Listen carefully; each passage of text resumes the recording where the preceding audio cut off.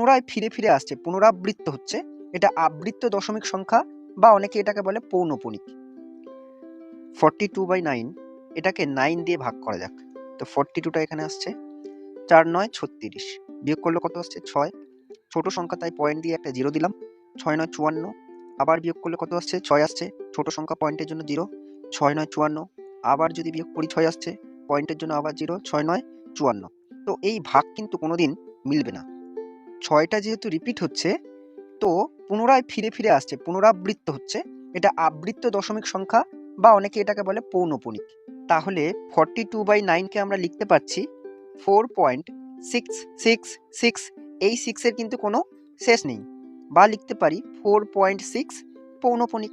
কিন্তু এই উত্তরটা পাওয়ার জন্য এত বড় ভাগটা আমাদের করতে হলো, তারপরে গিয়ে আমরা উত্তরটা পেলাম। 42/9 আমাদের ছিল, তো 9 দিয়ে যদি ভাগ করি, 4 9 36, 5 9 45, 45 বড় হচ্ছে, তো 4 9 36 পুরোপুরি ভাগ যাচ্ছে। এবার এই 4 আর 2 ছিল, সেটাকে যোগ করে কত হচ্ছে 6, 6টাকে আমরা এখানে লিখে দেবো।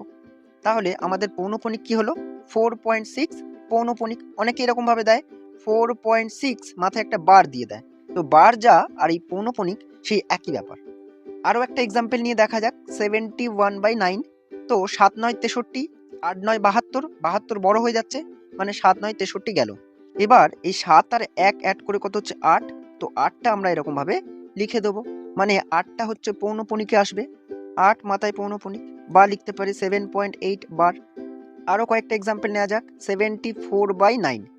তো 8 9 72, 9 9 81, তো 81 বড় হচ্ছে, তো 8 9 72 নিচ্ছি। এবার 7 আর 4 যোগ করলে কিন্তু 11 হচ্ছে, যেটা কিন্তু ডাবল ডিজিট। তো ডাবল ডিজিট আসলে কি করব, এই 11কে 9 দিয়ে আমরা কি করে দেবো, বিয়োগ করে দেবো।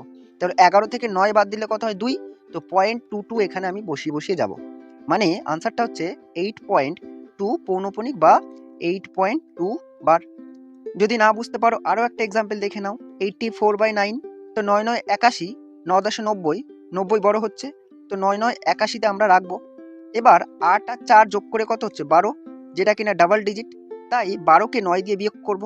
12 থেকে 9 বাদ দিলে কত হবে 3, তো 0.333 এরকম ভাবে লিখে যাব, বা লিখতে পারি 9.3 মাথায় পৌনঃপুনিক বা 9.3 বার, যেটা ইচ্ছা বলবে।